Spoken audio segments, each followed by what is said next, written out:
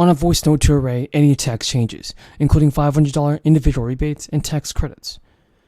Joe Biden's latest job approval rating is 40% in his sixth consecutive rating in a 40 to 42% range. And Biden is also decreasing in ratings of his handling on 4 issues: the environment, energy, foreign affairs, and the economy. Americans' ratings of Biden's handling of his job, foreign affairs, and the economy were measured last month and not significantly different in the latest poll. Biden's overall job approval rating has not exceeded 40% since August during his first year, and his ratings on the economy and foreign affairs are periodically at low levels.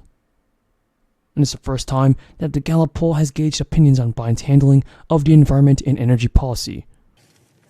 Without objection. Mr. President, coming to the floor and listening to some of my colleagues talk about their concern for lack of access to contraception, and some have said we need to pass a bill codifying same-sex marriage when that is currently the law of the land by virtue of a Supreme Court decision, the Obergefell case. Reminds me of the old story about the little boy who cried wolf.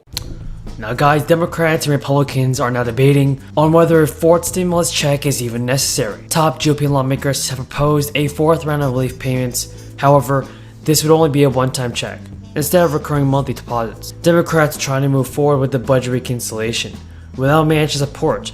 So, John Manchin recently pumped the brakes on negotiations with Chuck Schumer over a budget reconciliation bill, warning that it needs to be scrubbed much better after new reports showed that inflation hit 9.1% in June. Manchin told reporters he can only agree to the prescription reform, which has already been sent to the Senate Parliamentarian's office and has the support of all 50 members of the Democratic caucus. He said the deficit reduction is going to be 50% of the new revenue gained from prescription savings and tax reforms, such as a 8.3% tax on wealthy individuals and couples who earn more than $400,000 or $500,000 from past due businesses. He said the latest inflation report showing prices have increased by 9.1% compared to over a year ago means that people are going to have to slow down and proceed more cautiously on putting together the budget. But Manchin did not rule out including a provision to continue subsidies of health insurance plans provided under the Healthcare Affordable Care Act, explained that whether he could agree to extend subsidies would depend on how they are drafted and paid for. Manchin said it depends on if we can look at things and find a pathway forward that is not inflammatory. The West Virginia senator also emphasized that he's more inclined to keep the spending in the bill as modest as possible to avoid further stimulating an overheated economy. Manchin also said there's been no talk of lifting the cap on the state and local tax deduction, something that two Democrats from the Northeast, Josh Gottheimer and Thomas Suzy, are demanding. Even though Manchin has expressed his opposition to the bill, Democrats are still pushing for the bill to be passed. Another 4 U.S. states can be added to the list of those who are providing their residents with much needed financial boost as inflation hikes prices for the majority of products.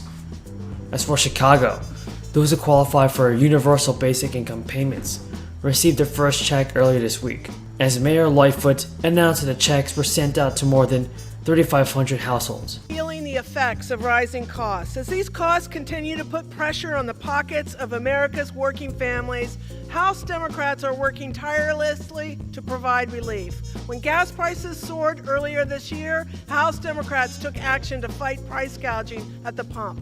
House Democrats took action to lower insulin costs and ensure that life-saving prescriptions do not send families into bankruptcy. As food prices rose, House Democrats took action to reduce prices for American farmers and lower prices for families in the grocery aisles. And our work is far from over.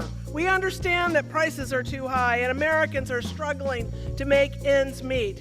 Fighting inflation and lowering costs for families remains our top priority. Republicans have tried to obstruct bills to cut costs to earn political points at the expense of hard-working American families. It's time to put people before politics. House Democrats are working for America's working families, and it's time my Republican colleagues do the same.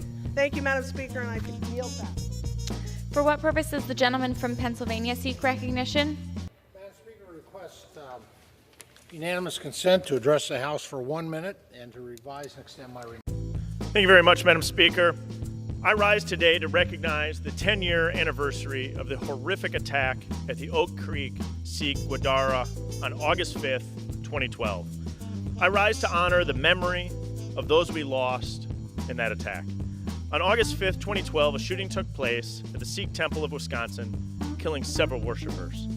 I also rise to honor Lieutenant Brian Murphy, who responded to the scene and was shot at 15 times at close range.